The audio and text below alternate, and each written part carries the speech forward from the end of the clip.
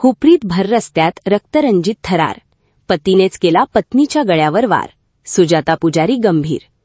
कोल्हापूर जिल्ह्यातील हुपरीमधून एक अत्यंत धक्कादायक आणि सुन्न करणारी बातमी समोर येत आहे. हुपरी पट्टण कोडोली मार्गावर भर दुपारी पतीनेच स्वतःच्या पत्नीच्या गळ्यावर धारदार शस्त्राने प्राणघातक हल्ला केल्याचा थरार घडला आहे. या जीवघेण्या हल्ल्यात पत्नी गंभीर जखमी झाली आहे. मिळालेल्या प्राथमिक माहितीनुसार हुपरीतील गणेशमाळ परिसरात राहणाऱ्या 30 वर्षीय सुजाता श्रीशाल पुजारी आणि त्यांच्या पतीमध्ये कौटुंबिक कारणावरून वाद झाला होता.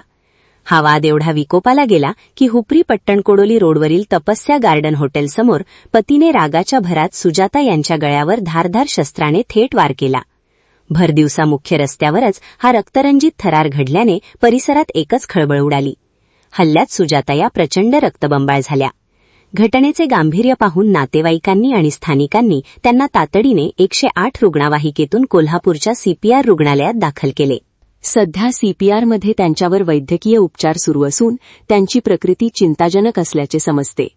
या घटनेची नोंद सीपीआर पोलीस चौकीत झाली असून हुपरी पोलीस या प्रकरणाचा सखोल तपास करत आहेत. पती-पत्नीमध्ये नेमका वाद कशावरून झाला, हल्ल्यासाठी कोणते शस्त्र वापरले गेले आणि या प्राणघातक हल्ल्यामागचे मुख्य कारण काय, याचा शोध आता पोलीस घेत आहेत. भर दिवसा घडलेल्या या घटनेमुळे हुपरी आणि परिसरात तीव्र संताप व्यक्त केला जात आहे.